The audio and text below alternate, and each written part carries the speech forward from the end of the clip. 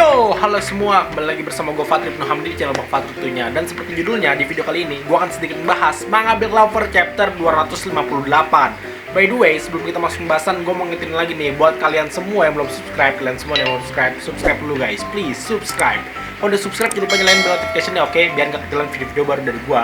Mantap. Jangan lupa share ke teman-teman kalian semua. Jangan lupa share ke grup-grup ibu kalian, oke? Mantap. By the way, mumpung gue ini bikinnya siang, jadi kita pakai lightning alami aja ya, nggak seperti biasa. Jadi kalau muka gue agak gelap, sorry aja. Karena gue males nyalain lightning. Ntar soalnya panas banget guys. Oke, jadi seperti yang tahu di chapter sebelumnya bahwa Kapten Yami tidak bisa menang sendirian melawan Dante. Yang alhasil, pada akhir chapter sebelumnya kita melihat Kapten Yami secara langsung meminta bantuan kepada Asta untuk membantunya dalam melawan Dante. Nah, yang itu berarti pada chapter kali ini kita akan kembali melihat duet Asta dan Kapten Yami, guys. Apakah mereka mampu mengalahkan Dante? Sabar dulu guys, karena seperti biasa di sini gue udah mengumpulkan beberapa poin-poin penting dan kejadian-kejadian menarik yang bisa kita bahas di pembahasan kali ini tentunya. Kalau gitu langsungnya pertama, Asta Yami melawan Dante. Oke, jadi seperti yang kita lihat guys di awal chapter, di sini kita melihat Kapten Yami dan juga Asta sudah benar-benar berdiri di hadapan Dante. Dante yang melihat hal tersebut pun merasa senang dan meminta Asta dan Kapten Yami untuk lebih menghiburnya lagi. Dan tentu aja hal tersebut juga direspon oleh Kapten Yami dan Asta. Seperti yang kita lihat di sini, Kapten Yami meminta Asta agar tidak lengah dan tetap untuk terus mengikuti pergerakannya. Tentu permintaan Kapten Yami ini bukan tanpa alasan guys. Mungkin di sini Kapten Yami sadar bahwa pergerakan Asta belum sebanding dibandingkan Kapten Yami dan juga Dante. Makanya di sini Kapten Yami tetap meminta Asta untuk mengekorinya atau mengikutinya di dalam pertarungan. Oke, lanjut. Seperti yang kita lihat, pertarungan pun akhirnya kembali dimulai guys. Kapten Yami dan Asta memutuskan untuk maju terlebih dahulu menyerang Dante. Dan seperti yang kita lihat guys, selama adegan pertarungan di sini Asta dan Kapten Yami, lebih tepatnya Kapten Yami sih, sempat beberapa kali berhasil menyerang dan memotong bagian tubuh Dante. Tapi lagi-lagi sihir body magic Dante dapat membuatnya beregenerasi kembali. Namun guys, ada yang perlu kalian tahu di sini. Ya, di sini di dalam pertarungan ini ada sedikit perbedaan dalam Dante menerima serangan antara Kapten Yami dan juga Asta. Pada saat Dante menerima serangan dari Kapten Yami, di sini terlihat jelas Dante tidak takut dan membiarkan tubuhnya terpotong sehingga dia bisa beregenerasi kembali. Sedangkan saat si Dante ini akan menerima serangan dari Asta, di sini Dante justru malah memilih untuk menghindarinya atau mengcounter balik serangan Asta dengan sihir gravitasinya guys. Dan tentu perbedaan ini sangat terlihat jelas. Kok bisa gitu? Si Dante ini chill-chill aja, santai-santai aja saat menerima serangan dari Kapten Yami. Tapi pas Asta nyerang, kenapa dia berusaha untuk menghindar gitu guys?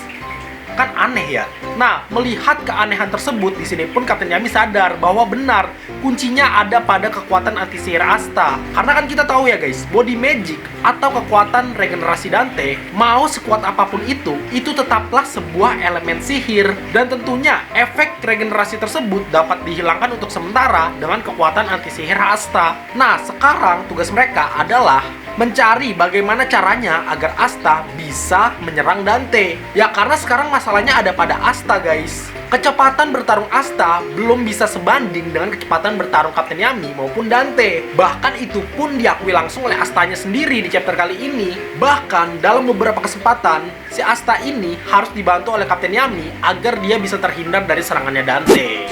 Lanjut yang kedua, pertemuan dengan iblis anti sihir. Oke, jadi sebelumnya kita tahu bahwa pertempuran sudah dimulai. Baik Asta maupun Kapten Yami sudah tahu bahwa kunci mereka untuk memenangkan pertarungan ada pada kekuatan anti sihir Asta. Tapi masalahnya guys, Asta bisa bertarung sejauh ini itu berkat adanya Kapten Yami. Dia masih belum bisa menyeimbangi level pertarungan Kapten Yami maupun Dante. Bahkan di sini pun Asta sampai merasa bahwa latihannya selama 6 bulan tidak berefek apa-apa pada Dante. Di sini dia merasa kalau dia cuma jadi beban doang bagi Kapten Yami guys. Nah, sejak itulah Asta berpikir bahwa dia harus menggunakan semua kekuatan yang dia tidak mengerti di dalam dirinya. Dan tentunya kita tahu kekuatan yang dimaksud di sini adalah kekuatan dari iblis. Lalu, pada panel selanjutnya, kita melihat Asta masuk ke dalam alam bawah sadarnya dan tentunya bertemu dengan si iblis. Nah, yang uniknya guys di sini, si Asta bisa menemui iblisnya segampang Dante menemui Lucifer. Dan hal ini pun sempat dijadikan perdebatan di forum-forum di kalangan fans Black Clover.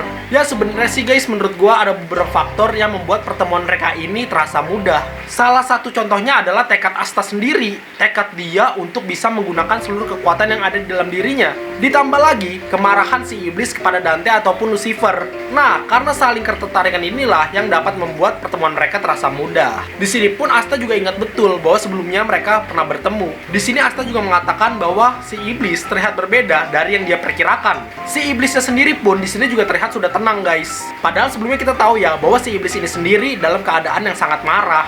Nah, karena kemarahan si iblis sebelumnya itu juga yang membuat Asta berpikir bahwa si iblis ini juga ingin mengalahkan Dante. Nah, karena memiliki tujuan yang sama itulah yang juga membuat Asta berpikir seharusnya dia bertemu dengan si iblis lebih cepat momennya guys. Makanya di momen ini si Asta nggak bisa langsung basa-basi lagi.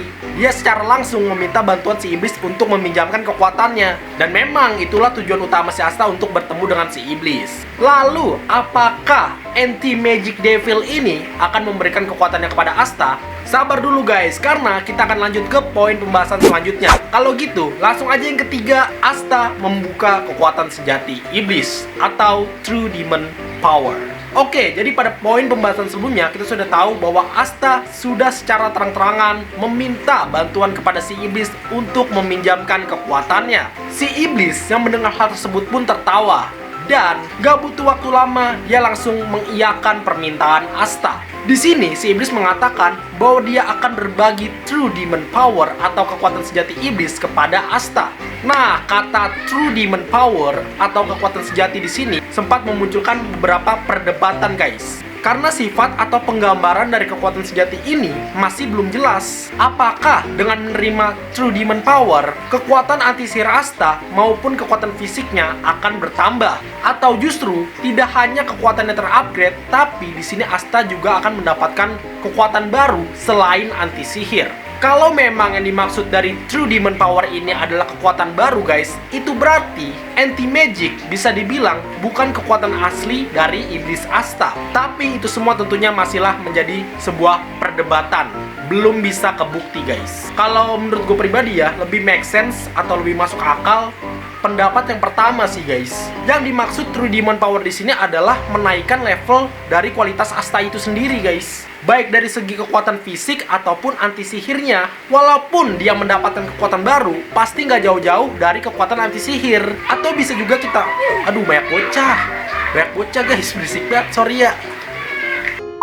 Atau mungkin nanti kita bisa lihat variasi-variasi jurus baru dari kekuatan anti sihirnya Asta guys. Mungkin aja kan. Jadi menurut gua True Demon Power ini walaupun mendapatkan kekuatan baru, kekuatan barunya tetap nggak jauh-jauh dari anti sihir.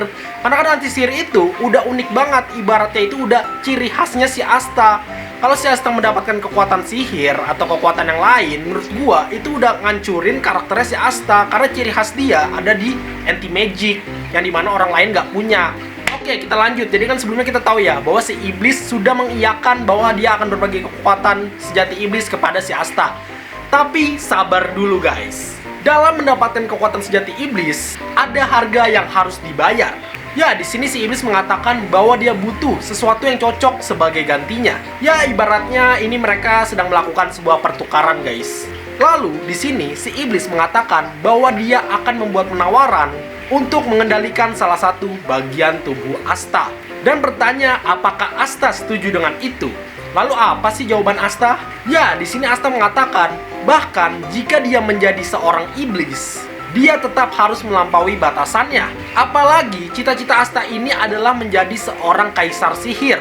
Nah, kalau masalah kayak gini aja nggak bisa dia lewatin, bagaimana dia bisa menjadi seorang kaisar sihir nantinya? Tapi sebelum dia menjadi seorang kaisar sihir, dia ingin menjadi seseorang yang bisa menjawab kepercayaan Kapten Yami. Dari sini terlihat jelas guys, bahwa kata-kata Kapten Yami di chapter sebelumnya sangat berarti bagi Asta. Di sini terlihat jelas kalau si Asta ini ingin menjadi orang yang bisa memenuhi ekspektasi dari Kapten Yami. Wah, pokoknya hubungan antara kapten dan anggota, atau bisa juga kita bilang hubungan antara guru dan murid ini sangat membuat gua terharu guys. Jadi inti dari perkataan Asta tersebut adalah dia setuju tentang penawaran yang iblis berikan kepadanya.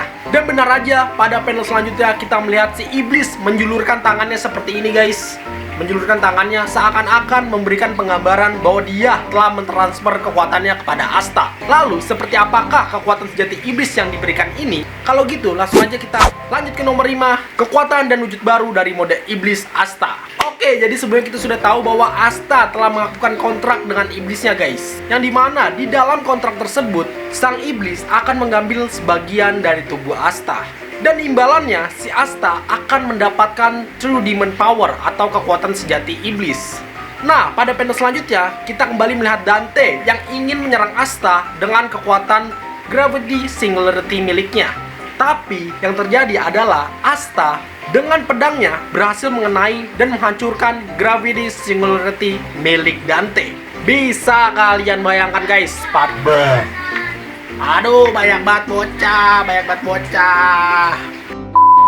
Bisa kalian bayangkan guys, padahal sebelumnya kita tahu susah banget bagi Kapten Yami untuk menghancurkan Gravity Singularity. Bahkan sihir sekelas Dimension Slash pun tidak dapat membelah ruang dimensi yang dimiliki oleh sihir Gravity Singularity. Tapi di sini Asta bisa.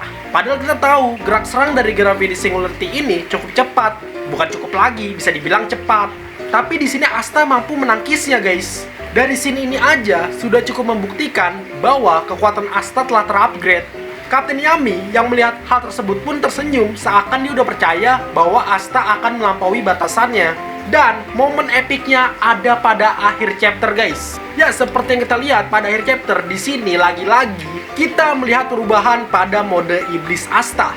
Dan perubahan yang paling mencolok itu ada pada tangan kanannya, yang dimana bentuk dari tangan kanan si Asta ini guys lebih besar dari sebelumnya. Nggak hanya lebih besar aja, tapi di sini tangan kanan Asta juga seperti dilapisi sebuah armor gitu atau kulit iblis.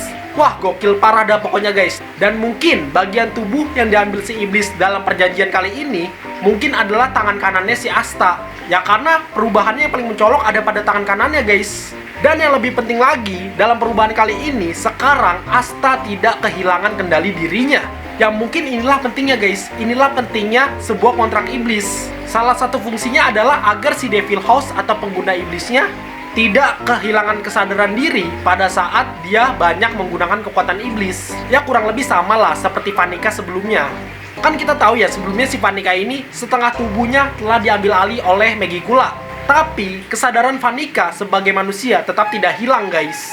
Beda cerita kalau kekuatan Asta ini terupgrade tapi dia belum melakukan kontrak dengan iblisnya. Kalau belum melakukan kontrak, mungkin akan sama seperti sebelumnya. Si Asta akan kehilangan kesadaran dan mengamuk-amuk, gak jelas gitu dah.